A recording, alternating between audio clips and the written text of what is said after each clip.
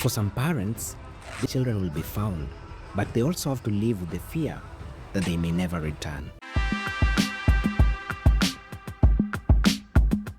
This is a pretty sad story. Ati kuna kids wanapotea. Crazy. This is insane. He asked his son to stay, which he did. When the boy thought his dad was taking The Vanishing Kids of Mukuru.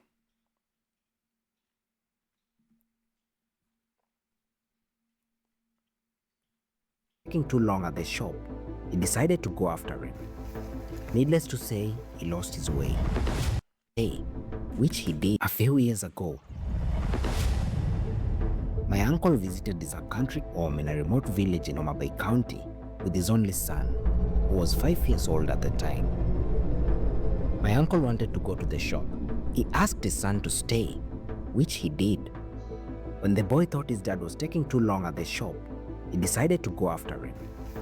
Needless to say, he lost his way. We spent hours looking for him. Luckily, the boy was found. For some parents, this outcome is elusive. They hold on to the hope that their children will be found, but they also have to live with the fear that they may never return. Shandelo alikuwa anacheza hapo na mwanzake Kaharo. Mama alitoka nje, sijui wenye alitoka. Namwambia Shandelo njoo tuende nikakubaie mandazi. Mama alikuja kugundua mtoto hayuko kitu kama saa 4 hivi. Mbona namba 10? Mbona watoto wana disappear? Ya, hapa na. Penye alitoka mimi nikaona kawaida tu anaendanga na anarudi. Anakucheza na rudi. Kuangalia watoto wengine wanarudi, yeye hakuonekana. So the guy came, akamwambia twende nikupaie yako. Mtoto akamfuata. Black market.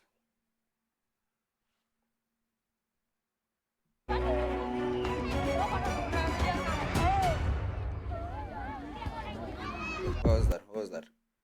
Senate launches probe into child trafficking in hospitals after 6,000 missing cases reportedly between 2022 and 2023. 6,000! Mimi naishi maisha yangu tu nikiona nimetulia nikidhani 6,000.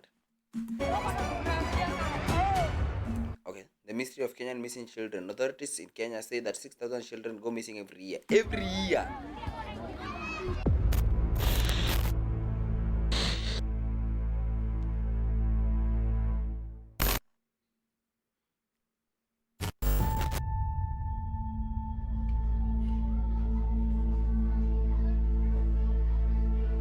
Many a song has been sung about the blessing of children.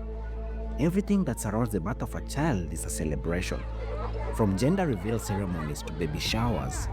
In short, anything to do with children is a big deal. Anyone with difficulties trying to get children can tell you that they will give anything to get one. This desperate need leads to a perverse rationalization that the solution is to take from one and give to another.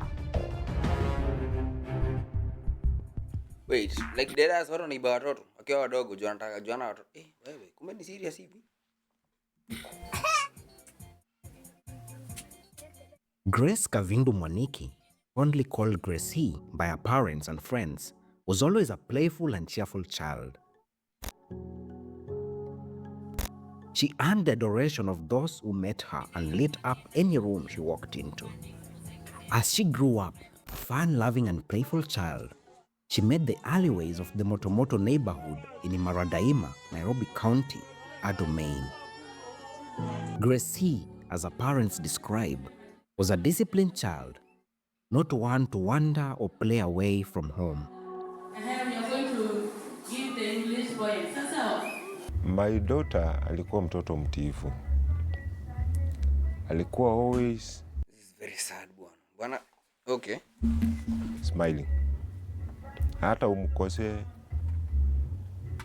anakimbia narudi mbio na ile uso yake haijawahi kuja kwa hasira. Kwa ule muda nimekaa naye. On the day Gracie went missing, she was in the company of one of her friends from school. At the time, her mother, Virginia Kayole, a community health promoter, was nursing a 3-week-old child that she had delivered through cesarean section and was not fully recovered. Hiyo siku yenye Gracie alipotea, tuliamka vizuri, akakunywa chai peke yake na akatoka nje akaenda kucheza. Hiyo ilikuwa around saa 3:30. Ikafikia kitu kama saa 4:30 nikaona rafiki yake msichana ameniletea ringos. Ameniambia hii ringos ni ya Gracie, mweke. Nikamuuliza mmetoa wapi? Kaniambia amebaiwa na baba yake. Nikamuuliza eti baba yake? Kaniambia nikamwambia na ako wapi? Nikamwambia kimbia umuite.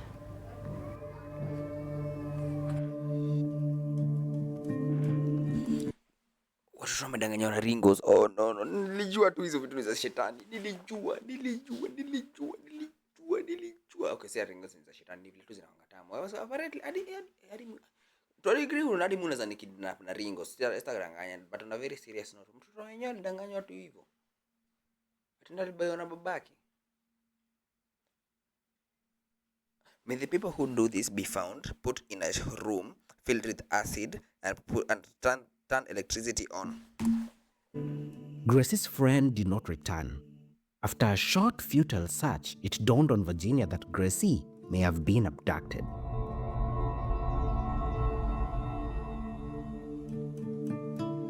This realization shattered Virginia's world.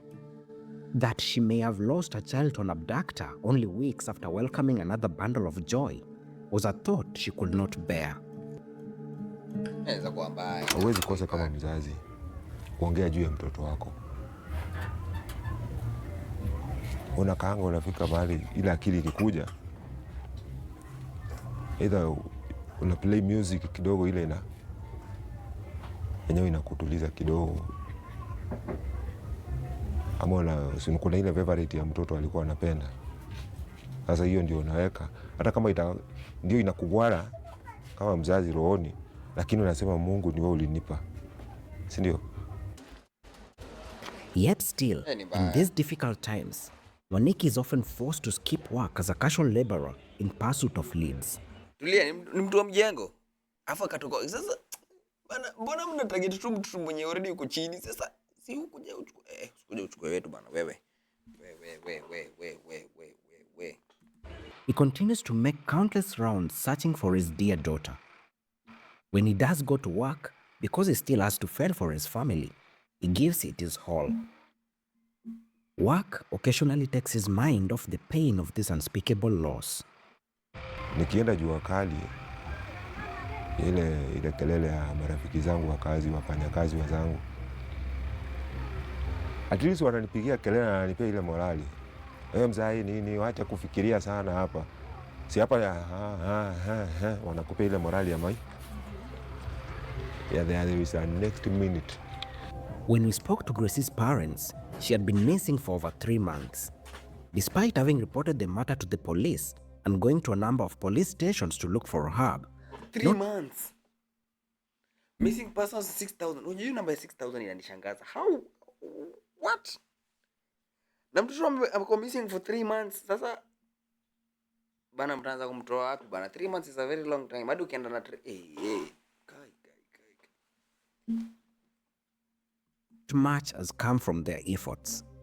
All they have to go on now is hope. The International Labour Organization estimates that 1.2 million children are trafficked globally each year. Additionally, a 2023 report by the International Organization for Migration shows that child labor plays a significant role in child trafficking, with 57.5% of children trafficked in sub-Saharan Africa being trafficked for forced labor. The organization's victim of watu wanapelekanga wapi? We go to these places that these people are taken. Bana tunaenda huko. It is bana pigeni lufi. It is the raid of marijuana. Watu kwenye wanakidnapiwa wanapelekwa. That's the place that people should be going and looking for these kids bana. Sasa mtoto wenyewe ameibiwa tu. Ako barely 10. Amekidnapiwa ndio afanye kazi. Anafanya kazi kwa nani? Anafanya ni kazi gani hii anaweza fanya? Kazi kubwa sana hata anaweza amekidnapiwa aende afanye. Crazy. Trafficking database notes that 43.4% of child victims of trafficking identified were trafficked for forced labor. To where? While To these figures where? may appear distant and faceless, to the parents of victims, these are their children. And the agony of each passing day they spend without them is hard to fathom. Another parent going through the same ordeal is Fidelia Kadhini, whose daughter is also missing. 6 kilometers east of Motomoto, Fidelia is yet to come to terms with the disappearance of her 5-year-old daughter, Chantel Kamene Musyoka. Chantel's abduction is uncannily similar to Gracie's. Both girls are about the same age, and they were both reportedly lured by offers of snacks in what appears to be a well-orchestrated scheme. Chantel ndio aliweza kupotea na alipotelea tu hapa kwa hii mlango hapa akicheza hapa na mwanzake. Aliitwa na mama.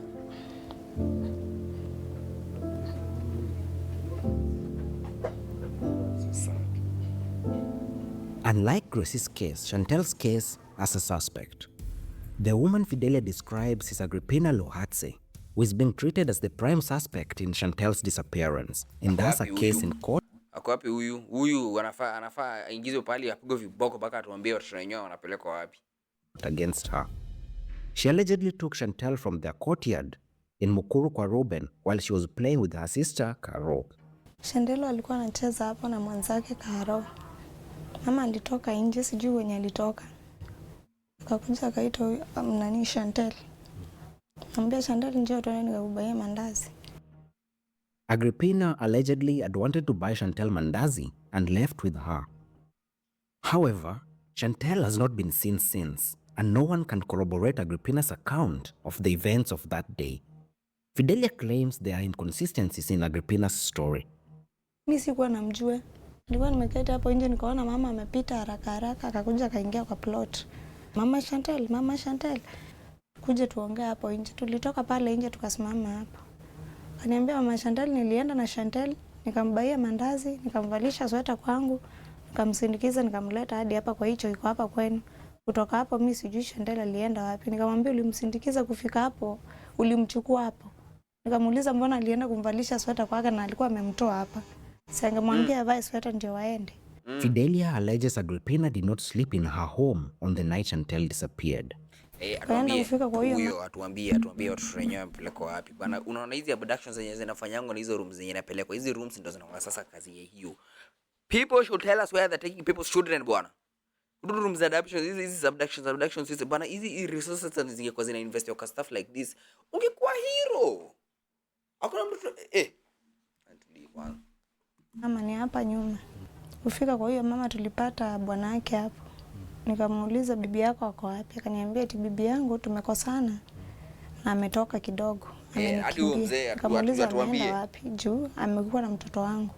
Akaniambia acha nikupe namba yake umpigie. Vile nilipigia huyo mama hakushika simu. Kupiga tena nikapata kwa mteja. Tuliendelea kuzunguka hadi saa 6 usiku. Ndio tuliamua kwenda kuripoti station ya hapa kwetu Ruben Center. According to Fidelia, there is reason to believe that the police were lax in the investigations. She alleges that Agrippina was arrested twice and released both times, before a visit to the Directorate of Criminal Investigation eventually prompted a third arrest, which led to the court case against Agrippina.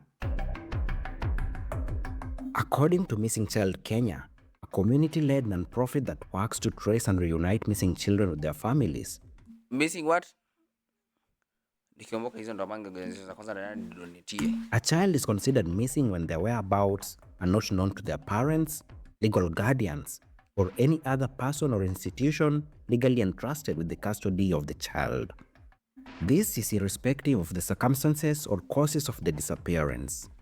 Such a child is considered missing until their safety or well-being is established. Mariana Munyendo runs the 8-year-old non-profit. Okay, so my name is Mariana Munyendo. I'm the founder CEO of Missing Child Kenya. We've been working on cases of missing children since July 2016. We started Missing Child Kenya because mtu akiwa 15 years old anaweza kidnapiwa pia. Aje tu tunabeba umeenda na wewe. W Agripina. W organization. We realized there is no how do I put it? There's no national or organized repository on missing persons, children included.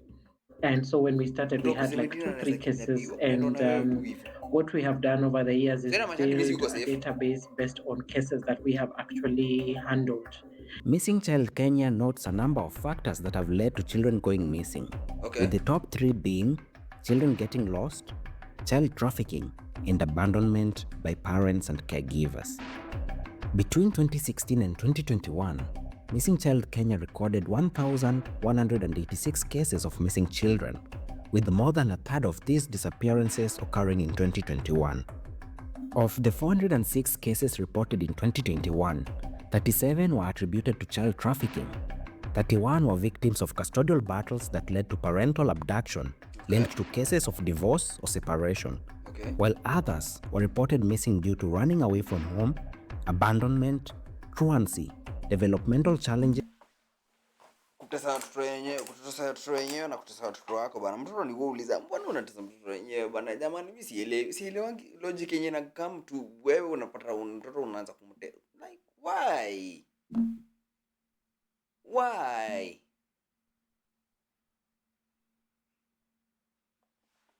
Such as autism, psychosocial challenges, and family disputes, among other issues. Of the 406 cases from 2021, 298 were reunited with their families. 36 were placed in government custody. 4 were found deceased, and 68 are still missing. According to Mariana Munyendo, the issue of child abductions is difficult to solve due in part to the lack of specific laws and robust policies around child disappearances. Something that Doram Singeti, an advocate of the High Court of Kenya and founder of Let's Talk Law Kenya, echoes. So the report by the USA State Department on where we've got matters trafficking in Kenya as per 2023 highlighted this problem where you have punishments for the offense of trafficking that prescribe a jail term. But then they also give the option to pay a fine. So when someone has that much money available, paying a fine is not a problem. So has that person really been punished? No.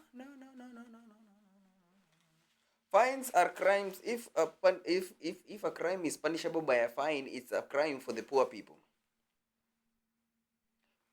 Let me say that again. If a crime is punishable by a fine, it's a crime for the poor people. I'm not cooking. For the harm that they inflicted, that is the question that arises. Child trafficking is about generically under the Trafficking in Persons Act, which defines trafficking and trafficking. Law inasema trafficking and sexual exploitation means trafficking. Okay? With the intention of doing anything to or in respect of a particular person during or after a journey within Kenya or in any other part of the world, not specific, which if done will involve the commission of an offense under the Sexual Offense Act of 2006. Okay? Excuse me. In the belief that one person is likely to do something or to or in the respect of the person being trafficked during or after the journey in any part of the world, which if done will involve the commission of the offense under the Sexual Offense Act of 2006. Section number 2000. Okay. Trafficking in persons has meaning as signed in the section 3. Okay. Victim of trafficking in persons includes a person who is being or has been trafficked as defined in section 3. Okay. Trafficking in persons. A person commits the offense of trafficking in persons when the person recruits, transports, transfers, harbors, or receives another person for the purpose of exploitation by means of threat or use of force or other forms of coercion, okay, abduction, and fraud. So ukidanganya, ukiabduct mtu na ukithreaten mtu ama mkoasi mwambie ni kosa familia. Okay. So the law is very clear. Nepata fines kunasema inasemekana aje. Prescribes the penalties for an offense of trafficking in persons. Law inasema deception, abuse of power or position of vulnerability, giving payments or benefits to obtain the consent of the victim of trafficking in persons. Okay.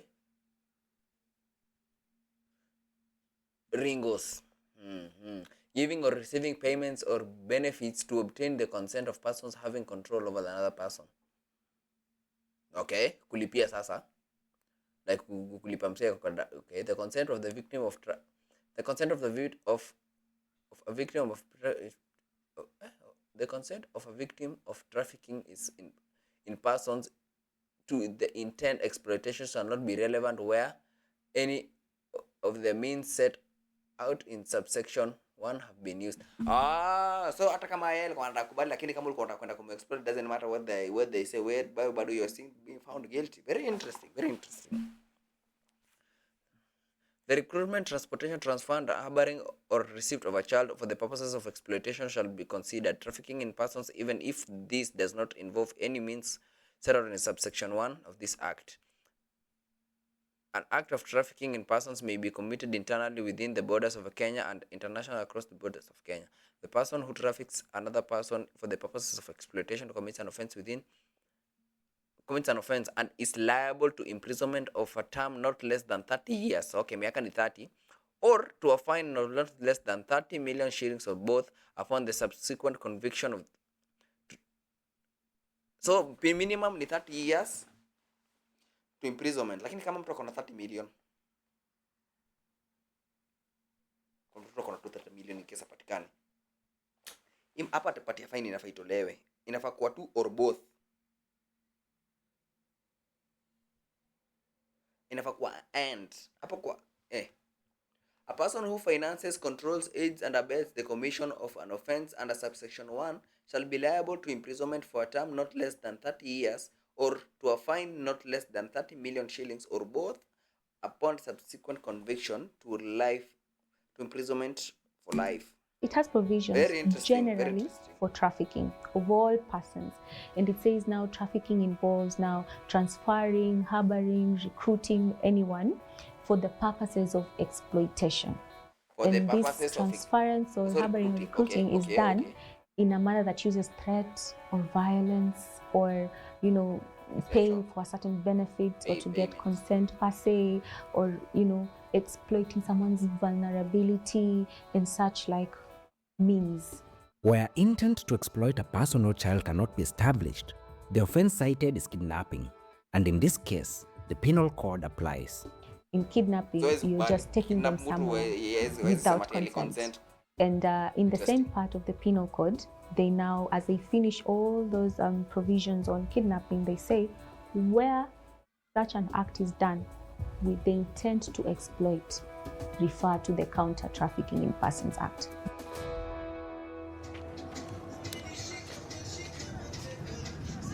Also in Mukuru kwa Ruben, meters from where Fidelia Kadeni lives, another mother shares in the pain of parents whose children have gone missing. Modesta Lumbasi's son, 2-year-old Peter Xavier, disappeared from his home just 1 week before Christmas of 2023. Like Virginia Kayole, Modesta carries the bittersweet burden of nursing one child with another gone missing. Kwa majina najulikana. Sasa Christmas yako yote itakuwa tumba. Sasa ni hakuna tumba kama misfortune inakuangukia sasa Christmas imefika. Christmas inafaa kuwa time of good cheer and wonderful things, but then inakuwa anniversary ya vitu mbaya kufanyika. I'm like, what the? Modesta Lumbasi, nina miaka 29. Mimi ni mkazi wa hapa Mukuru kwa Ruben. Nimekaa hapa zaidi ya miaka 6, inaendelea 7.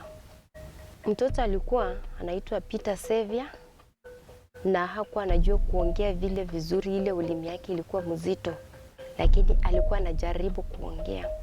Na alikuwa na umri wa miaka 2 na miezi 6. Okay.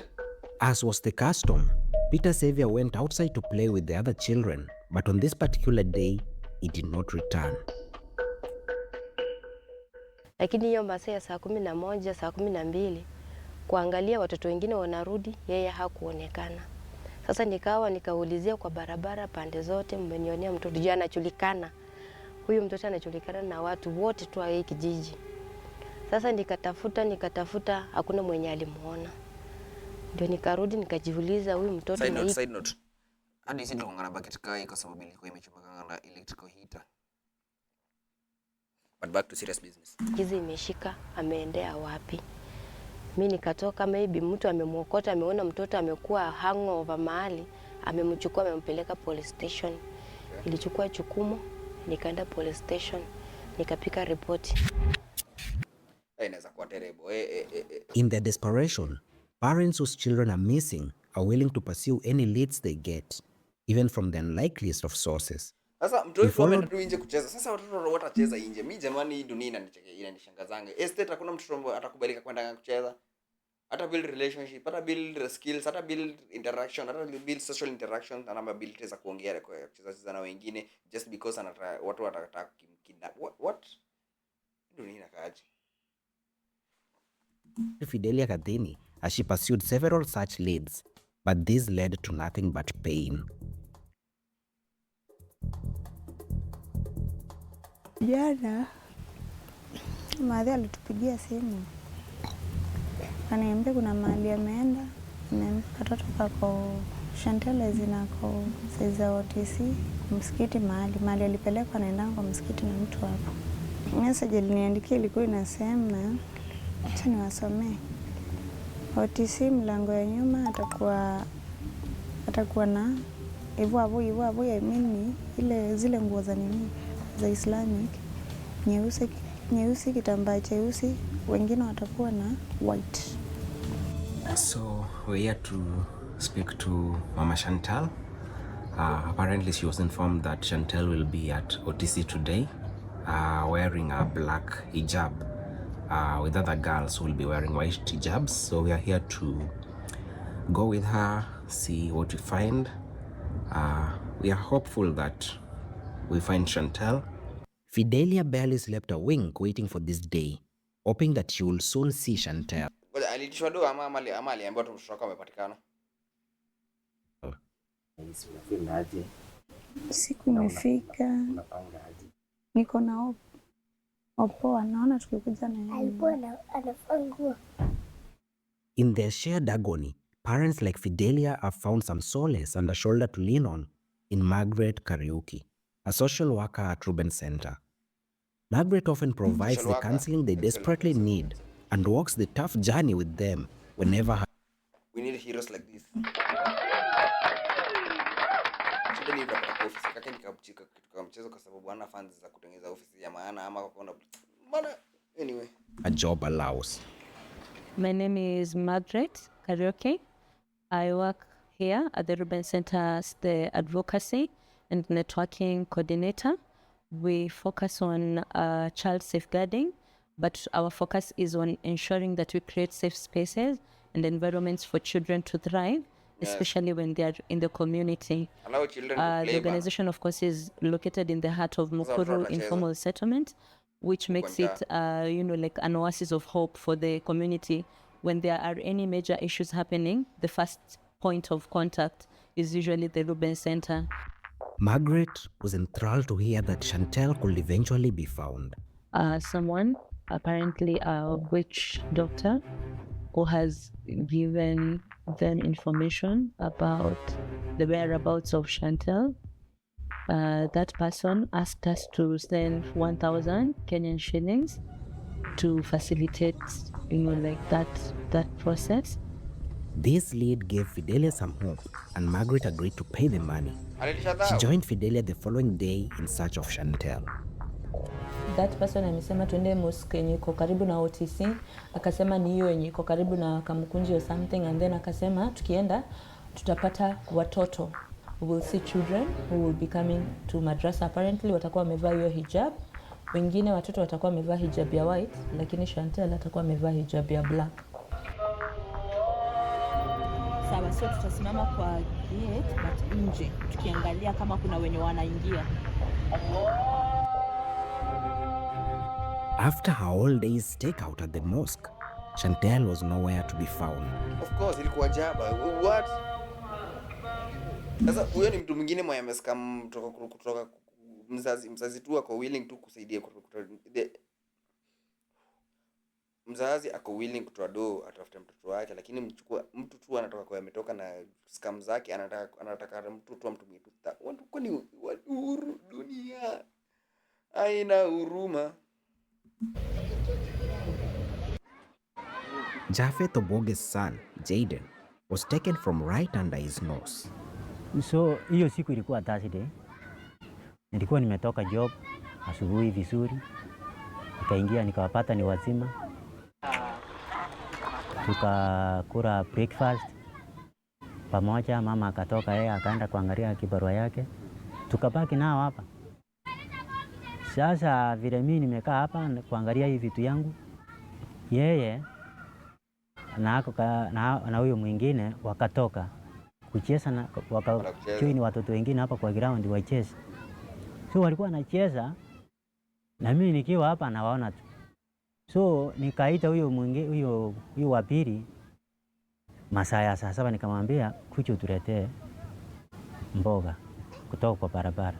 As children often are wont to, Japheth's 10-year-old daughter took part of the balance from the money she was sent with to the shop and bought powdered fruit drink fancied by children. Kachukua 10 bob. Jiskola. Kakaenda kununua chuisiko. Sasa vile kalinunua chuisikora, kakaanza kukura pale juu mahali nikuonyesha. Kakaanza kukunywa hapo na wasichana wengine hapo walikuwa. So kijana kakakuja, kakamwambia nipe, naelewa, nipe chuisikora niweke. So alikuwa anamwambia na mkono niweke.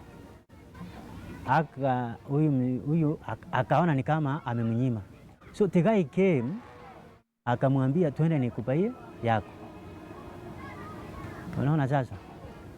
Hata ikiwa ni mtoto hana akili, akiona kama wananinyima na kuna good Samaritan hapa ameniambia kuja twende nikupaie yako, wajie hiyo. Mtoto anasakata. He says that nothing can replace the space that his missing son Jaden occupies in his household. Like I keep saying, these people should be found, put in a room, bring electrical equipment to light up the room, not for any other purpose. Sio ni mada kesi. Yaani ukichua mtoto yangu uende naye hiyo muda yote, si ni sawa nakuwa. Because mimi mwenyewe ameni affect psychologically. Hata kazi niliweka kando kwanza, nikasema wacha nimtafute kwanza because I'm not comfortable. Na familia kwa nyumba hakuna raha. Mnaweza kuwa raha aje mkiingia na yule mtoto anakuanga na space yake ya kuparticipate.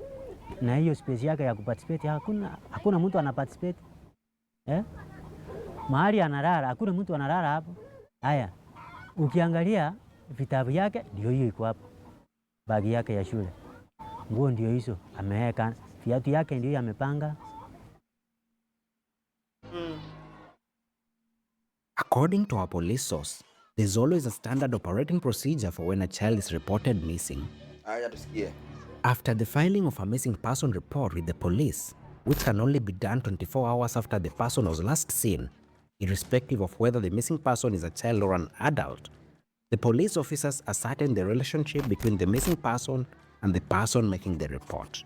Again, mbona 24 hours? Kama mimi na feel tu mtoto wangu amepotea, mbona nisikuja nikwambia amepotea?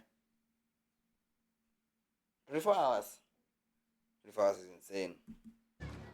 The police then request a recent photograph of the missing person before broadcasting a message to the police headquarters, regional police offices, divisional and sub-county offices, all police stations and police posts. The message contains details about the missing person, including the recent photo, details of their next of kin, and the circumstances surrounding the disappearance. A file is then opened outlining the case as active. And while our police source asserts that the police always do their best to track and trace missing persons, some of the parents we spoke to alleged that the police were negligent and often did not cooperate with the parents. In one case, the police allegedly recorded an incorrect OB number, and this led to the relevant court file not being found. In another case, the police did not broadcast the details of the missing child. Being incompetent. I should crash her being police being incompetent. but I don't want to disappear. As per the standard operating procedure. Hakuna responding yoyote wanarespond ama wafuatilie waende kindani. Wanatulia tu hivyo na inaisha hivyo. Yoyote yule aliyemtazama na akamchukua akaizi kukaa na yeye amwachilie na nirejeshe ama aende police station yoyote yenye iko karibu, ama yule mwenye atamuona amemfahamu mahali aende akaripoti kwa police station. Mimi kama mama Chantel na wasi, kama kuna mtu anaweza kuwa aliona Chantel mahali, ama kuna mtu anaweza jua mahali yako, ama alimuona na mtu fulani. Kama baba unaweza kuwa waniona tu, lakini moyoni naumia. Kwa hivyo nakusii, hata kama ni uko na yeye, pengine ulimuona kwa jirani, sema tu, piga ripoti mahali popote. Mahali popote tu, unajua huyo mtoto atasaidika. Throughout our investigation, we were informed of many other cases of missing children, not only in Mukuru kwa Ruben, but also around Nairobi and across the country. We were not able to tell all these stories, but the unifying thread in all these cases is the hope that these parents hang on to, that their children will be found. For some, this hope rewards with good news.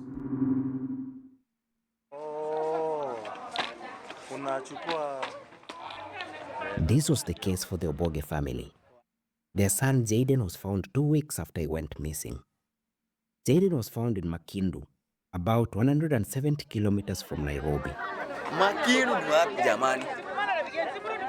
Just days after Africa Uncensored reached out to Missing Child Kenya with details of the boy's disappearance, Mariana Munyendo got a call from Makindu police station about a boy who had been picked up at Makindu bus stage by a good Samaritan and taken to the police station. It turned out the boy was Jaden. Nilikuwa naumia mbaya sana. Nilikuwa naumia hata sikuwa na kula, hata sirali. Nilikuwa hata naangalia saa kwa saa. Patikana makofi. Nisikia good Samaritan. Nisikia polisi kila mahali hapo. I'm not saying anything more than that. Makofi kwa lakini.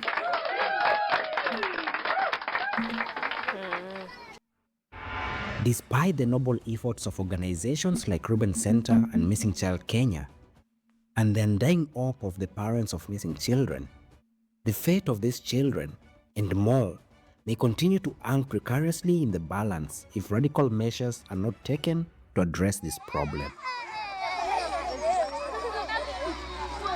The police are often the first and last hope in these situations, but they have been accused of dragging their heels in such cases. Furthermore, the government tends to be reactive rather than proactive, letting the situation worsen over time. The hope of parents cannot be all that the fate of Gracie, Chantel, Peter, and other children taken from their homes is left to.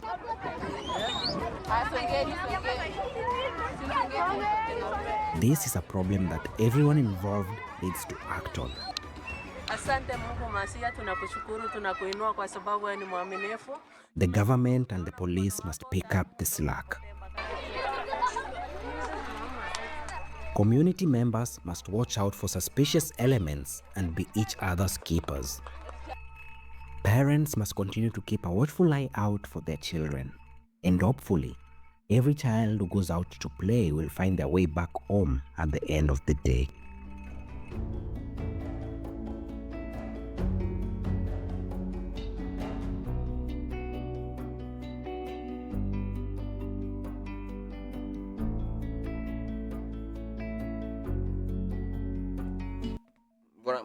Mbona hotline yake? Oh, ni hotline ya missing children. Okay. Ningedhani ni emergency number. Mbona emergency number ni refu hivi? Hiyo sasa udali saa ngapi?